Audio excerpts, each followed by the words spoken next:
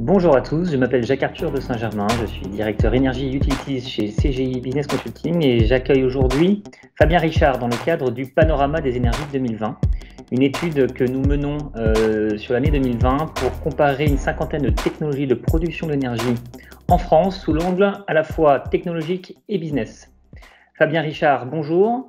Est-ce que vous pourriez commencer par présenter la Banque des Territoires, donc du groupe Caisse des Dépôts, et vous présenter vous-même, s'il vous plaît? Oui, bonjour, je vous remercie de me donner l'opportunité d'échanger avec vous sur les sujets liés à la transition écologique et énergétique dans le cadre de ce panorama des énergies.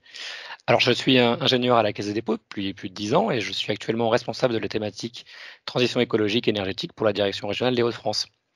Alors, la Caisse des Dépôts, c'est un grand groupe financier public à l'identité forte et ancrée dans l'histoire.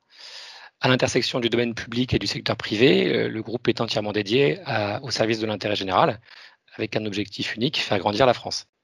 Alors vous le savez, les territoires se développent et se transforment, et pour faire face à ces nouveaux défis, la Caisse des dépôts se transforme en conséquence et a rassemblé ses expertises internes à destination des territoires en une structure unique, la Banque des territoires, et par ces interventions, elle cherche à créer un effet d'entraînement sur l'ensemble des territoires. À ce titre, nous avons deux grandes missions. Nous sommes un investisseur de long terme au service du financement de l'économie et du développement durable de la France. Et nous transformons aussi l'épargne des Français, comme le livret A, en prêts de très long terme pour financer les projets locaux. Et au sein de la Banque des Territoires, mon rôle est de développer la stratégie d'investisseurs dans les domaines de la transition écologique et énergétique. Alors c'est passionnant et donc vous avez un positionnement idéal pour pouvoir observer le monde de l'énergie. Quel est votre regard sur le monde de l'énergie sur les 10 dernières années, on va dire? Alors effectivement, le secteur des énergies renouvelables a beaucoup évolué ces dernières années. Les évolutions de mécanismes de soutien au projet, la mobilisation de grands groupes industriels et l'arrivée d'investisseurs institutionnels ont accéléré la concentration du secteur. Depuis plusieurs années, de grands opérateurs ont souhaité renforcer leur position sur le marché du renouvelable dans le prolongement des orientations fixées par la loi de transition énergétique pour la croissance verte en 2015 et plus récemment la programmation pluriannuelle de l'énergie. Le secteur a donc connu plusieurs évolutions majeures. Tout d'abord une consolidation du marché avec des grands industriels qui rachètent des développeurs indépendants. Et puis une baisse de l'électricité verte très importante en lien avec une compétitivité accrue sur le secteur.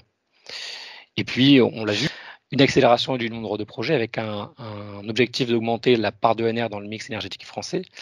Le parc renouvelable s'élève à mi-2020 à 55 gigawatts, avec 2 gigawatts de plus par rapport à l'année dernière et 12 gigawatts sur les 5 dernières années. En parallèle, pour engager la baisse des prix de l'électricité verte produite à partir des EnR, désormais compétitives, le gouvernement a changé les règles de soutien tarifaire.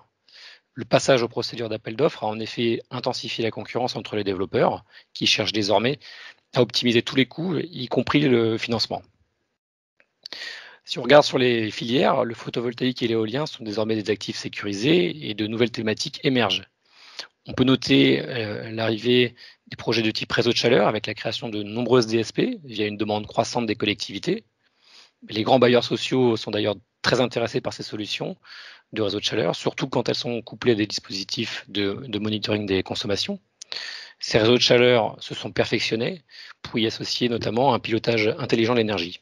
On voit aussi croître les dossiers en lien avec l'économie circulaire, la gestion territoriale des déchets et la création de boucles locales d'énergie, souvent adossées à de petites installations de type biomasse ou déchets. C'est tout l'enjeu de l'optimisation des flux de matière et d'énergie à l'échelon local, avec et pour les habitants.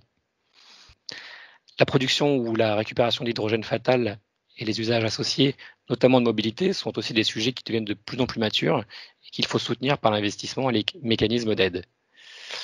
Enfin, ces nouvelles capacités de production doivent pouvoir être accueillies sur les réseaux de transport et de distribution. Les gestionnaires de réseau et les producteurs d'ailleurs travaillent en ce sens. Bien sûr, la production ne doit pas cacher la vision consommation et la sobriété est un sujet qui reste à traiter. La performance énergétique des bâtiments est d'ailleurs un élément majeur du plan de relance de la Caisse des dépôts en matière de transition écologique et énergétique. Très bien, alors là vous nous décrivez finalement la complexité des nouveaux usages et des évolutions technologiques. Le panorama des énergies en 2020 chez CGI, c'est également la vision investisseur. Avez-vous observé des investissements qui ont changé dans l'énergie depuis les dernières années également? Alors on peut citer les 3 grands schémas. Le premier se fait via des prises de participation directes dans un projet ENR porté par une société, aux côtés d'un industriel ou d'un développeur. Cela peut aussi découler sur un partenariat plus global avec ce développeur si on trouve un pipe de projets négociés sur la base d'hypothèses et de critères financiers prédéfinis. Un autre modèle qui tend à se développer est la présence d'une collectivité locale dans les sociétés de projet, aux côtés du développeur. En effet, depuis la loi de transition énergétique pour une croissance verte, les collectivités sont désormais légitimes à s'investir plus directement dans la production d'énergie décentralisée. Et au-delà de ces montages de type CEMOP, qui ont vu le jour ces dernières années, les collectivités s'emparent du sujet en entrant directement au capital des sociétés de projet. Relativement nouveau, ce schéma il permet d'assurer une forte légitimité territoriale et une acceptabilité locale du projet, mais il nécessite aussi une attention particulière quant à la bonne compréhension par la collectivité du mécanisme du marché. On sent donc une volonté des collectivités de s'impliquer dans ces sujets, notamment au travers des plans climat, air, énergie territoriales. Enfin, on rencontre aussi des investissements dans des outils intermédiaires de type fonds d'investissement ou des sociétés d'économie mixte dédiées aux ENR. Alors, de nombreuses régions se sont dotées de ces outils. Dans le même temps, les projets de production d'ENR n'en restent pas moins des projets de territoire qui doivent être acceptés par les citoyens. Les développeurs en ont pleinement conscience et ils cherchent régulièrement à inclure dans leurs projets des acteurs locaux. Alors, diverses plateformes de financement participatif se sont d'ailleurs mises en place ces dernières années. Ils permettent aux citoyens de participer aux projets d'énergie renouvelable de leur commune. Et une plateforme de ce type existe au sein du groupe Caisse des Dépôts, dans notre filiale, la Banque Postale. Il s'agit de l'Endopolis. Je souhaite aussi évoquer avec vous ENRcité, qui est un dispositif de financement dont l'objet est d'accompagner le développement des projets d'énergie renouvelable portés par les citoyens et les collectivités dans les territoires. Il intervient pour financer la phase de développement dans ces projets et permettre leur concrétisation. Doté de 10 millions d'euros par la Caisse des Dépôts, l'IRCANTEC et le Crédit Coopératif, ce dispositif doit permettre de financer environ 150 projets sur 10 ans. Très bien, alors ça, ce sont les mécanismes de financement et d'investissement. Globalement, quels sont les financements, les investissements qui attirent le plus les investisseurs en ce moment? Alors, la Banque des Territoires, elle ancre son action dans une perspective de long terme et elle promeut un développement économique et soutenable, c'est-à-dire un développement équilibré entre les territoires et les populations, qui préserve les intérêts des générations futures. Elle conclut donc des partenariats au service du développement des territoires avec l'ensemble des acteurs publics et privés qui partagent ses missions et ses valeurs au service de l'intérêt général. Alors, en Hauts-de-France, la Banque des Territoires, elle souhaite investir dans des actifs de type infrastructure sur toute la gamme des énergies renouvelables, à savoir des éoliennes terrestres, en mer, du photovoltaïque bien sûr, l'hydroélectricité, les réseaux de chaleur urbains et industriels, la biomasse. Elle souhaite aussi accompagner l'émergence de nouvelles filières, comme par exemple l'hydrogène ou le stockage d'énergie.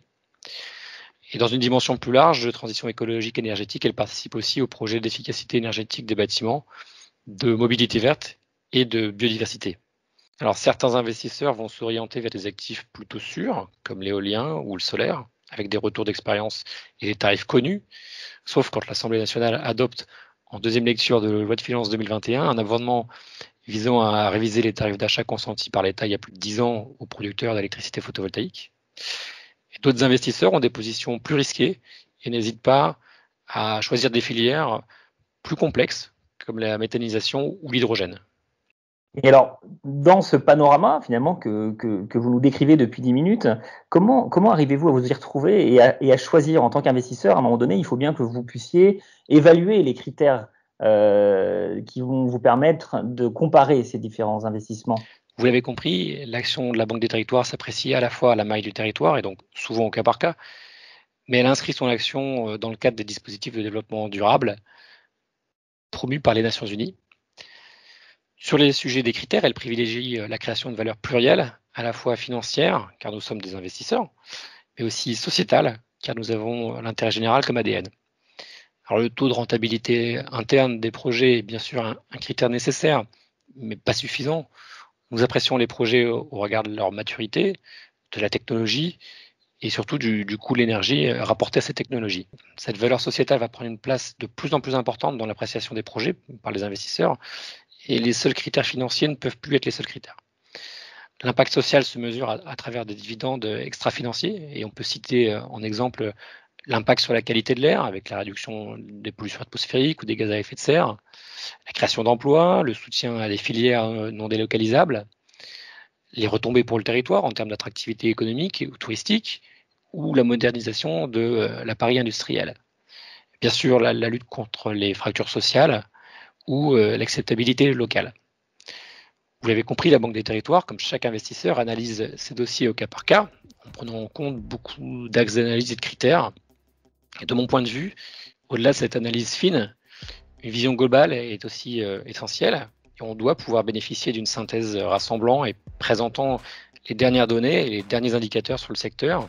Et de ce point de vue, il est vrai que l'étude menée sur le panorama des énergies apporte de la valeur. Merci beaucoup, Fabien Richard, pour votre regard très intéressant. Merci à vous.